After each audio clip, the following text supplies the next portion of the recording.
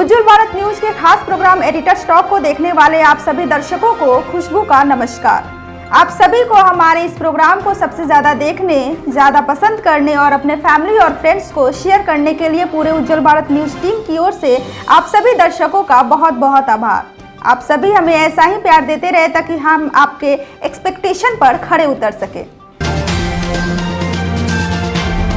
नमस्कार, उज्जवल भारत न्यूज के special programme editors talk में आप सभी दर्शकों का बहुत बहुत स्वागत है। दोस्तों, जैसा कि आप सभी जानते हैं कि हमारे एडिटर्स टॉक के इस प्रोग्राम में हम अलग अलग क्षेत्र से जुड़े लोगों को बुलाते हैं और आपसे रूबरू करवाते हैं। तो आज के इस स्पेशल प्रोग्राम में हमारे स्पेशल मेहमान हैं आमोद कुमार झा जी, जो कि रहने वाले मधुबनी जिला बिहार से हैं और यहाँ लगभग 30 वर्षों से मुंबई में रहते हैं और ये पिछले 25 वर्षों से नीलकमल प्राइवेट लिमिटेड कंपनी के टैक्सेशन में एचओडी हैं। तो सबसे पहले उज्जवल भारत न्यूज़ में आपका बहुत बहुत स्वागत है आमोद कुमार झा जी। अब हम चाहेंगे दर्शकों को 2 शब्द इंट्रोडक्शन। नमस्कार, हम समस्त मिथिलावासी के जे मेरा भाईंदर में रहै छथि, बॉम्बे में रहै छथि, न्यू बॉम्बे में रहै छथि और बॉम्बे के आसपास में रहै वाला तमाम मिथिलावासी के हम नमस्कार करै छी, प्रणाम करै छी। और साथ में रवि टूना जी, आपको उज्जवल भारत न्यूज़ में हमें बुलाने के लिए आपको मैं तहे दिल से शुक्रिया अदा करता हूं। और आप मैथिल विकास प्रतिष्ठान के जो कार्यक्रम को रिपोर्ट करते हैं, आप उसके मीडिया पार्टनर हैं, इसके लिए आपको भी बहुत बहुत धन्यवाद देता हूं। Thank you. एक चीज़ आपने इंट्रोडक्शन में आमोद कुमार झा जी को सुना कि वो मिथिला लैंग्वेज में इन्होंने बात की शुरुआत की।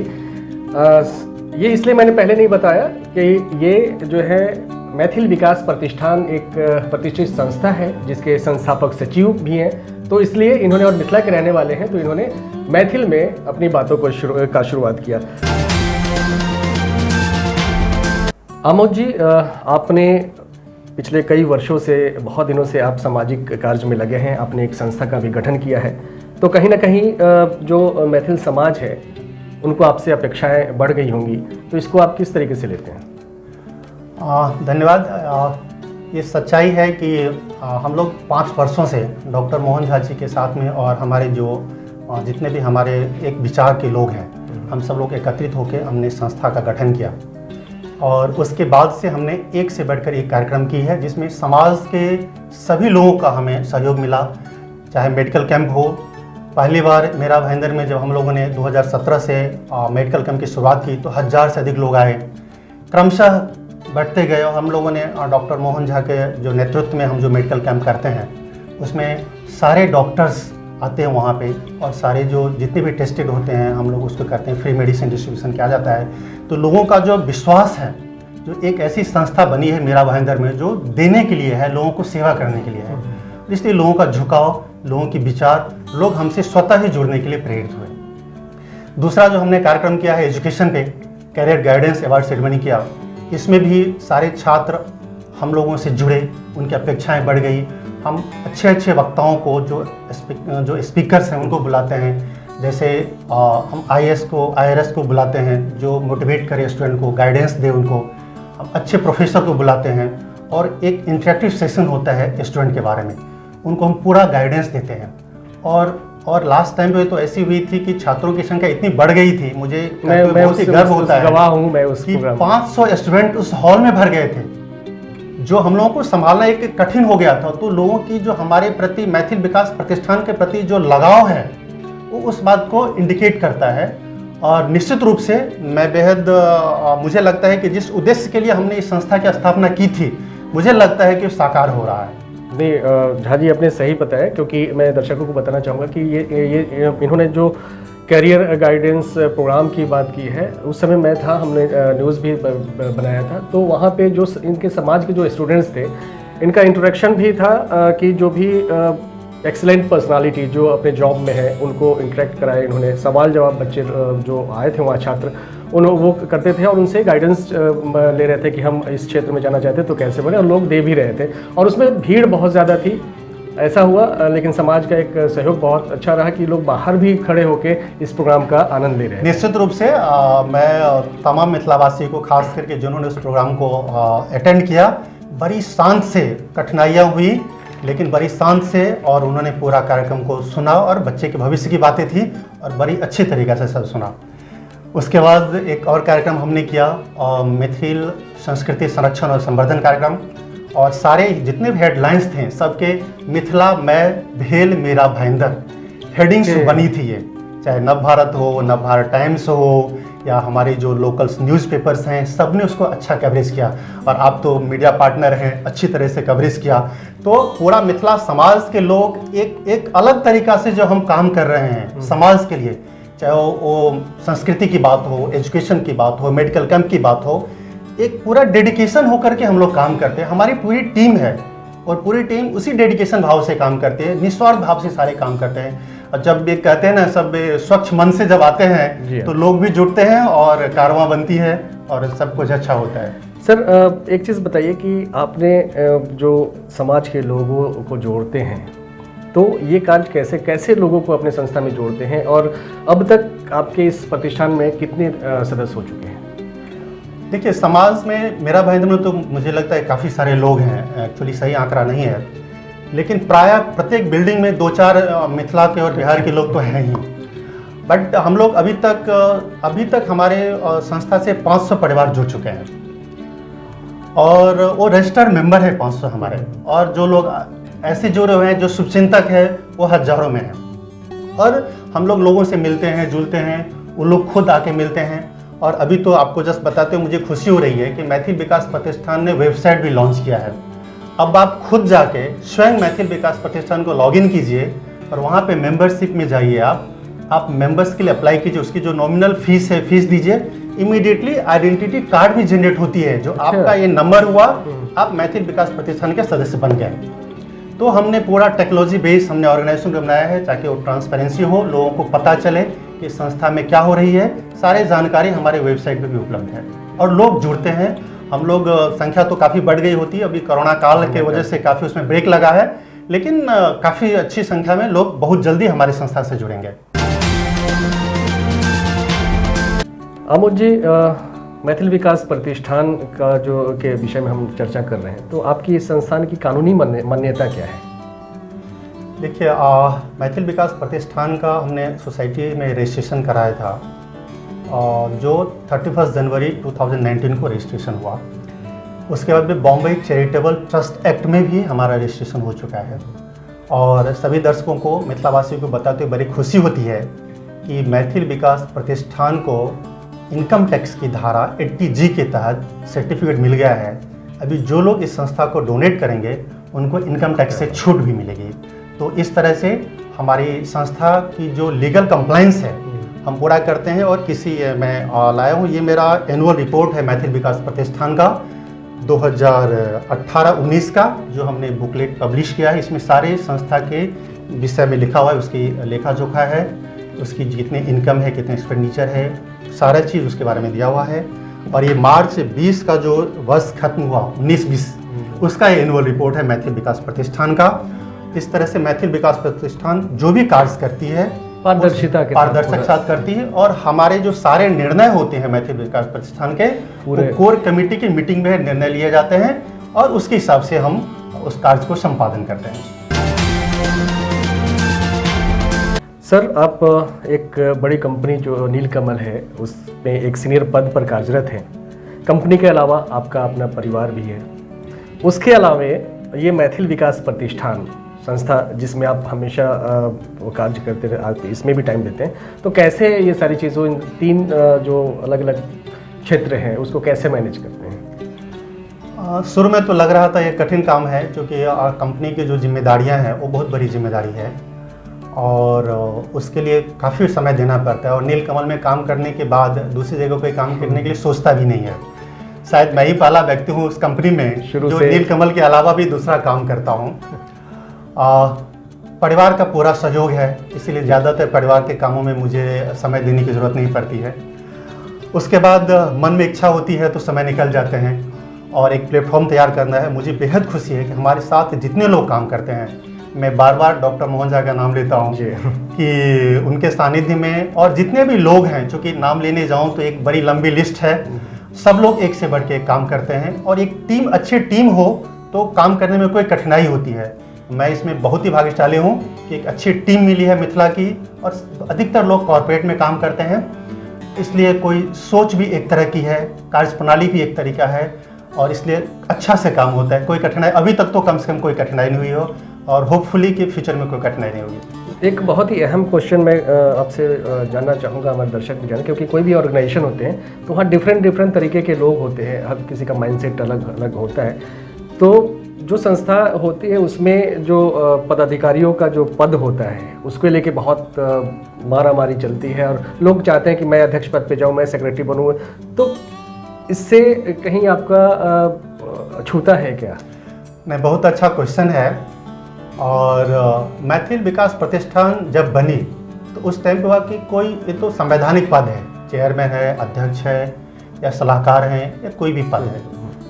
आप देखेंगे कि हम जब कोई भी कार्यक्रम करते हैं तो कहीं पे अध्यक्ष का न तो बैनर होता है, न पोस्टर होती है, न नाम होती है, और हम जितने लोग हैं उसके साथ में काम करते हैं, सब एक दूसरे से मिलजुल कर काम करते हैं। कोई बड़ा नहीं है, कोई छोटा नहीं है। हम लोगों ने अलग अलग कमेटी बनाई है, और इंडिपेंडेंट कमेटी है। एजुकेशन कमेटी है, मेडिकल कमेटी है, सीनियर सिटीजन के, मैं बताना रह गया, सीनियर सिटीजन के लोगों ने के लिए हम लोगों ने पहली बार सेवा का कार्यक्रम किया है। और इतने लोग खुश हुए थे कि मैं बता, मुझे लगा उस दिन नहीं लगा जो कि मैं जो जिस उद्देश्य के लिए संस्था की शुरुआत की थी उसकी कल्पना साकार हो रही है। एक चमक देखी थी उन बुजुर्गों के मन में, एक आशीर्वाद हम लोगों को मिला था, और बुजुर्गों का आशीर्वाद होता है तो सफलता तो मिलती ही है। तो हम इस तरह से हमारी जो कमेटियां हैं वो सारे कमेटियां अच्छे से काम कर रही है, इसलिए किसी के कुछ ऐसा मन में नहीं होती है, और कोई दिखावा नहीं है। यहाँ पे सब मन से काम करते हैं, मन से जुड़े हुए हैं। पद की कोई लोलुपता नहीं है, कोई पद की चाहत नहीं है। आपकी संस्था की खुशकिस्मती है कि कोई लोग ऐसे नहीं मिले आपको, और मैं चाहूँगा हमारे उज्जवल भारत न्यूज़ भी आप लोग जैसा काम कर रहे हो, हम उसके साक्षी हैं, गवाह हैं कि आप लोग बहुत अच्छा काम कर रहे हो, और ऐसे ही आगे आप लोग बढ़ो। हम अब आगे बात करते हैं। सर, जैसा कि मुझे जानकारी है आप यहाँ सामाजिक कार्य में तो जुड़े ही रहते हो एक संस्था के माध्यम से, लेकिन आप जहाँ के रहने वाले हो, मिथिला, मधुबनी जिसको कहते हैं, बिहार में आता है, तो अब जब भी वहाँ जाते हो वहाँ भी कहीं ना कहीं वो जो सामाजिक कार्य है वहाँ के क्षेत्र के लोगों के लिए आप कार्य करते हो। उसमें आपने एक पुस्तकालय की स्थापना की है ताकि वहाँ के जो स्टूडेंट हो वो लोग उसका लाभ उठाए, पढ़े। तो इसके विषय में आप क्या कहना चाहेंगे, क्या है वो चीज़ है आपका? देखिए, जब हम कॉलेज में पढ़ते थे तो उस टाइम पे हमारे गांव में पुस्तकालय थी, तो हमने उसको बनाया था। तो एक मेरा फ्रेंड था, उसने एक फ़ोटो मुझे भेज दिया, पुरानी फ़ोटो, 35 साल की पुरानी फ़ोटो भेज दिया। तो देखा तो मुझे लगा जो भी पुस्तकालय तो ख़त्म हो चुकी है, कुछ है नहीं वहाँ पे, तो बननी चाहिए, ऐसे मेरे मन में आया। अच्छा, मतलब वो ख़त्म हो चुका, ख़त्म होती, बिल्डिंग गिर चुकी थी। तो हमारे एक बहुत मित्र हैं जो विधान परिषद के सदस्य हैं, सुमन कुमार महासेठ जी हैं। मैंने उनको कहा जो कि आप विधान परिषद के सदस्य हैं, हमारे गांव में पुस्तकालय है, कुछ फंड दीजिए। बोला मैंने आपको फंड दिया है, अच्छा, आप लैंड का पेपर दीजिए, हम कंस्ट्रक्शन स्टार्ट कर देते हैं। यकीन मानिए आप कि उन्होंने उस बिल्डिंग के लिए 20 लाख रुपया दिया उन्होंने, क्या बात है। और एक अच्छा सा भवन तैयार हो गया उसमें। हमारे गांव के, मैं तो बॉम्बे में रहता हूँ, और एक भगवान की बहुत ही बड़ी कृपा है मेरे ऊपर, यदि मैं किसी को कुछ बोल देता हूँ वो काम करते हैं। मैं नाम लेना चाहता हूँ कि मेरे गांव के एक अजय भगत करके यंग लड़का है, टैलेंटेड है, उसको मैंने जिम्मेदारी दी, और दूसरा मुकेश झा है, उसको जिम्मेदारी है। दोनों ने मिलकर सारे कागजात, जो जोड़ी कागजात उन्होंने दिए, और वो विधान परिषद के सदस्य जो हमारे काफ़ी क्लोज मित्र हैं, सुमन कुमार महासेठ जी, उन्होंने पैसा दिया और बिल्डिंग तैयार हो गई है। और आपको कहते हुए बड़ी खुशी हो रही है कि सहारघाट में जो मेरा गांव है, डिजिटल लाइब्रेरी की शुरुआत क्या बात है, जनवरी में होने वाली है, नव वर्ष में, और बहुत अच्छी तरीके से होगी। चलिए, आपको बहुत बहुत बधाई आपके इस कार्य के लिए। और हम दर्शकों से क्यों ऐसा वैसे पर्सनालिटी को लेके आते हैं, ताकि कहीं ना कहीं हमारे दर्शक भी इंस्पायर हो इन सारी चीज़ों से, कि वो भी कुछ जो सामाजिक कार्य हो, चाहे दूसरे के लिए, नीडी पीपल के लिए करने के लिए। तो हमारे इससे ये जो प्रोग्राम है एडिटर्स टॉक, ये इसका उद्देश्य ही यही है कि हमारे बीच हम जिससे बात कर रहे हैं उनकी बातों को, जो अच्छी चीज़ें होती हैं वो आप अपने आप में समाहित करें, और इंस्पिरेशन लेकर कुछ ना कुछ सामाजिक कार्य या दूसरों के लिए जीना सीखिए। आमोद झा जी, हमने बहुत सारी बातें की यहाँ पे और हमारे दर्शक भी सुने, लेकिन मेरी नज़र जब आप पे पड़ रही है तो कहीं ना एक जगह जाके टिक जा रही है, वो आपके ये जो येलो कलर का जो पाग है। तो हम चाहेंगे कि ये मिथिला समाज की एक पहचान शायद कही जाती है इसको, तो एग्जैक्ट है क्या और इसकी इंपॉर्टेंस क्या है, मैं चाहूँगा दर्शकों को बताइए। निश्चित रूप से मिथिला की जो धरोहर है पाग, ये सम्मान का प्रतीक है। और जब कहीं भी शुभ कार्य होते हैं या किसी बड़े को सम्मान देना होता है तो हम लोग उसको पाग से सम्मानित करते हैं।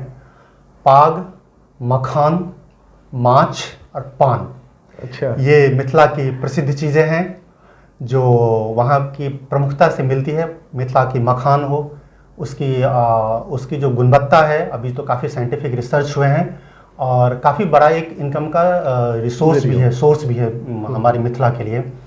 और माछ भी वहाँ पे काफ़ी होती है, काफ़ी वहाँ के माछ भी प्रसिद्ध हैं मिथिला के। और मिथिला पेंटिंग्स की बिना मिथिला की अधूरी नहीं होती। एक्चुअली मधुबनी पेंटिंग्स है, मधुबनी पेंटिंग, बाद में वो मिथिला पेंटिंग्स हो गया। मधुबनी पेंटिंग्स जहाँ के मैं रहने वाला हूँ, मुझे गर्व है कि मैं मधुबनी का निवासी हूँ, वहाँ पे मेरा जन्म स्थान है। और अभी तो मधुबनी पेंटिंग्स पूरे विश्व में विख्यात पहले से है और अभी तो उसकी जो गुणवत्ता है, जो क्वालिटी है और बढ़ती जा रही है। और निश्चित रूप से एक बहुत समय में मिथिला पेंटिंग्स घर घर में तमाम हिंदुस्तान के लोगों के पास में पहुँचेगी, ऐसी मेरी इच्छा है। बहुत अच्छी बात आपने कही सर। थोड़ा सा फिर एक क्वेश्चन मैं करना चाहूँगा, आप उसे डिनाई नहीं करेंगे, क्योंकि कोई भी समाज बनता है, चाहे कोई भी संस्था का संगठन होता है, चाहे वो लोग अपने आप को साथ लेने की बात करते हैं, तो कहीं ना कहीं पड़ाव हम देखते हैं और ऐसा आता भी है कि लोग उस सामाजिक कार्य को एक रास्ता इख्तियार करते हैं और कहीं ना कहीं जाके राजनीति में वो प्रवेश कर जाते हैं। तो कहीं इस प्रतिष्ठान का उद्देश्य कि आपके जो समाज है उनका प्रतिनिधित्व महानगर पालिका में हो, विधान परिषद में हो, विधानसभा में हो, क्या कहेंगे इस पर? बहुत जल्दबाजी इस पर कुछ कमेंट करना, क्योंकि अभी तो हमने समाज सेवा की शुरुआत ही की है। पिछले 4 वर्ष का अनुभव बहुत ही अच्छा रहा लोगों को, बहुत, लेकिन उसके लिए जो व्यापकता की ज़रूरत है, मैं समझता हूँ उसके लिए अभी बहुत मेहनत करने की ज़रूरत है। और हम धीरे धीरे अभी हम 500 हमारे फैमिली से जुड़े हैं। जब हम 5000 फैमिली से जुड़ जाएंगे तो निश्चित रूप से हमारा जो प्रतिनिधित्व है मिथिला के लोगों का वो मिलना ही चाहिए, चाहे मेरा भाईजान म्यूनसिपल कॉरपोरेशन हो या अन्य कोई राजनीतिक संगठन हो या मंच हो। और निश्चित रूप से मैं ऐसा मानता हूँ कि हम प्रजातांत्रिक देश में रहते हैं और प्रजातांत्रिक देश में रहते हैं तो प्रजातांत्रिक जो पद है उस पद पे जो ज्ञान के आधार पर हो या फिर उनके पॉपुलेशन के बेस पे हो, तो वो मेरा भाईंदर में कहीं न कहीं मिथिला समाज के लोग उससे वंचित रहे हैं अभी तक। अच्छा, अभी तक वो वंचित है, हाँ। वो उनको सम्मान नहीं मिला है, बट पिछले 4 वर्षों से मुझे लगता है उसमें निरंतर बढ़ी है। लोग अभी जानने लगे हैं कि मिथिला के लोग काफ़ी बड़ी संख्या में हैं और काफ़ी जागरूक लोग हैं, जागरूक संगठन है। मुझे लगता है कि इसको लोग रिकॉग्नाइज करेंगे, राजनीतिक पार्टी, और निश्चित रूप से भविष्य उनके लिए भी अच्छा होगा जो राजनीति में आना चाहते होंगे। मैथिल विकास प्रतिष्ठान का फिलहाल तो ऐसा कोई उद्देश्य नहीं है और अभी हम निश्चित रूप से पूर्ण रूप से हम समाज सेवा पे हमारा ध्यान केंद्रित रहेगा। नहीं, मैंने इसलिए ये क्वेश्चन किया क्योंकि अभी अभी बिहार का चुनाव खत्म हुआ है, तो बिहार में एक निषाद का बेटा कह के मुकेश सहनी की अपनी एक पार्टी बनाई VIP करके। तो ऐसे देखा गया है जनरली कि पहले वो अपने समाज को लेकर चलते हैं, एक संगठन बनाते हैं और उनका लास्ट एम रहता है कि हम कहीं ना कहीं जाके राजनीति में एंट्री कर जाए और मुझे एक अच्छा पद मिल जाए। हाँ, अलग बात है कि आप अब जो कार्य कर रहे हो तो अभी आप कितने ताकत और कितने मेहनत से कर रहे हो वो मायने रखता है। दूसरा, जब आप पॉलिटिक्स में चले जाते हो, आप किसी संवैधानिक पद पे जब जाते हो तो एक पावर आ जाता है जिससे लोगों के काम करने के अंदर उनका जो पावर है बढ़ जाता है और कार्य ज़्यादा होता है। ये भी एक कारण हो सकता है। देखिए, राजनीति में आना, राजनीतिज्ञों से संबंध रखना, मैं आपको बता दूं कि मैं बिहार में जो पुस्तकालय बनाया अपने गांव में, मेरे अच्छे मित्र थे, उनको बोला वो काम हो गया। तो जरूरी नहीं है कि हम डायरेक्टली उस क्षेत्र में जाएं तो ही हमारा काम होगा, ये भी कोई ज़रूरी नहीं है। आप किस लगन से काम करते हैं, आपको उस काम में कितनी ईमानदारी है, कितनी आप डेडिकेशन से काम करते हैं। तो और एक बार जब आप काम कर लेंगे अच्छे से, लोगों के मन में आपके प्रति यदि अथाह स्नेह हो जाएगा, लोगों को विश्वास हो जाएगा, तो बाकी काम तो ऐसे हो जाती है, मैं ऐसा मानता हूँ। नहीं, आप बिल्कुल सही कह रहे हैं कि आप ये डिपेंड करता है कि आप अपने आप को किस तरीके से समाज में अपने आप को खड़ा करते हो। तो ऐसा ज़रूरी नहीं है कि हम उस संवैधानिक पद पे जाएं ही। अगर हम संवैधानिक पद पे नहीं जाते, पॉलिटिक्स में नहीं जाते, लेकिन अगर हमारी पहुंच है, हमें हमारे व्यवहार से लोग खुश रहते हैं, तो हम काम करा सकते हैं, जैसा आप बता रहे हो। अब हम अंत में चाहेंगे कि बातें बहुत हुई, आप अलग अलग क्षेत्र, क्योंकि आप एक कॉर्पोरेट में टैक्सेशन HOD हो, थोड़ा सा मैं चाहूँगा कि आपका वो टैक्सेशन HOD क्या है और क्या वर्क है आपका? देखिए, इनकम टैक्स का जो मैं मैटर देखता हूँ अपनी कंपनी का, तो उसमें बहुत सारे काम्स होते हैं। अकाउंट्स जो बनता है उसको देखना होता है कि उसमें टैक्स एंगल से कुछ कमी तो नहीं रह गई है। फिर उसके बाद में उसका टैक्स ऑडिट्स होते हैं, फिर उसमें देखते हैं कि सारे जो कंप्लाइंस है, कंप्लाइंस को फुलफिल हुआ है कि नहीं हुआ है। और उसके बाद में फिर डिपार्टमेंट में अभी रिटर्न फाइल्स होते हैं, फिर उसका स्क्रूटनी होता है, फिर असेसमेंट होता है, नॉर्मल प्रोसीजर्स होते हैं, उसको फॉलो करते हैं। फिर उसमें ऑडिटर्स भी इन्वॉल्व होता है, मैनेजमेंट इन्वॉल्व होते हैं, टैक्स का कंप्यूटेशन होता है, फिर टैक्स कितने भरने होते हैं, टैक्स डिटरमाइन करके टैक्स भरते हैं, और नॉर्मल यही प्रोसीजर होता है जो हम करते हैं। चलिए, बहुत आपने अपने प्रोफेशन के विषय में बताया।